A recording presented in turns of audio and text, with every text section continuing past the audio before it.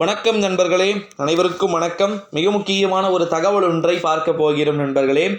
சசிகலாவின் தலைமையில் அதிரடியாக இணையும் ஓபிஎஸ் மற்றும் இபிஎஸ் மிக முக்கியமான ஒரு தகவல் ஒன்றை பார்க்க போகிறோம் நண்பர்களே.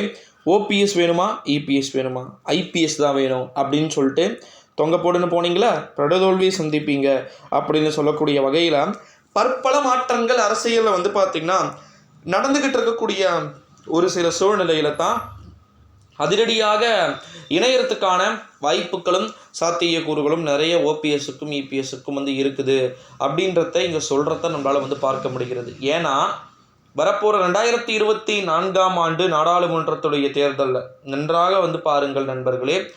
2024ஆம் ஆண்டு நாடாளுமன்றத்துடைய தேர்தலில் தனக்கென கூட்டணியையும் தனக்கென அனைத்தையும் பார்த்திங்கன்னா அங்கீகரிக்கக்கூடிய நபர்கள் யாராக இருக்கணும் அப்படின்றது இங்கே ரொம்ப முக்கியத்துவம் வாய்ந்த விஷயமாக பார்த்திங்கன்னா பார்க்கப்பட்டு கொண்டு இருக்கக்கூடிய ஒரு சூழ்நிலையில் தான் சசிகலாவுடைய தலைமையில் அதிரடியாக எந்த நேரத்தில் வேண்டுமானாலும் ஓ பன்னீர்செல்வமும் சரி, எடப்பாடி பழனிசாமியும் சரி இணையறதுக்கான வாய்ப்புகள் மிகவும் அதீதமாக இருக்குது அப்படின்றத இங்கே நம்மளால் பார்க்க முடிகிறது அப்படின்னே சொல்லலாம் நண்பர்களே. இந்த ஒரு சூழ்நிலையில தான் சசிகலாவுடைய தலைமையில் அதிரடியாக இணைந்து விடுவதற்கான வாய்ப்புகள் மிகவும் அதிகம்தானே ப்ரோ இருக்குது. ஸோ அதில் என்ன பிரச்சனை இருக்குது அப்படின்னு சொல்லிட்டு கேட்டிங்கன்னா, இல்லை நிறைய மாற்றங்கள் இங்கே இருக்கிறத நம்மளால் புரிஞ்சுக்க முடியுது. அதிமுகவை பொறுத்த வரைக்கும் சிங்கிள் லார்ஜஸ்ட் பார்ட்டியாக இருந்த ஒரு கட்சி தற்போது சின்ன பின்னமாக ஆகிக்கிட்டு இருக்கிறத நம்மளால் இங்கே உணர முடிகிறது, பார்க்க முடிகிறது. இந்த ஒரு நிலை டோட்டலாக பார்த்திங்கன்னா மாறணும் அப்படின்றது இங்கே தொடர்ந்து சொல்லப்பட்டு கொண்டு இருக்கக்கூடிய ஒரு செயலாக இருக்கக்கூடிய ஒரு சூழ்நிலையில் தான் மீண்டும் ஒன்றிணையலாம் வாழ்ந்து விடுங்கள் அப்படின்னு சொல்லிட்டு பன்னீர்செல்வம் அறைக்கூவல் ஒன்றை பார்த்திங்கன்னா விடுத்து கொண்டிருக்கிறதை நம்மளால் பார்க்க முடிகிறது. என்ன அறைக்கூவல் விடுத்து என்ன பிரயோஜனம் சொல்லுங்கள் பார்க்கலாம்.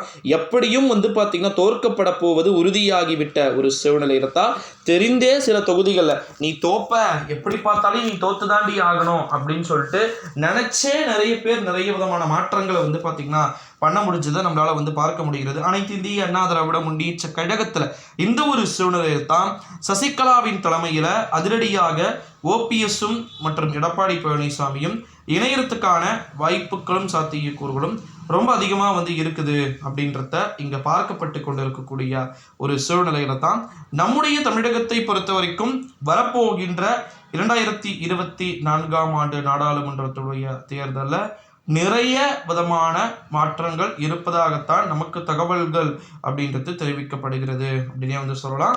இந்த ஒரு சூழ்நிலையை பொறுத்த வரைக்கும் என்ன நடக்குதுன்றத நம்ம வெயிட் பண்ணி தான்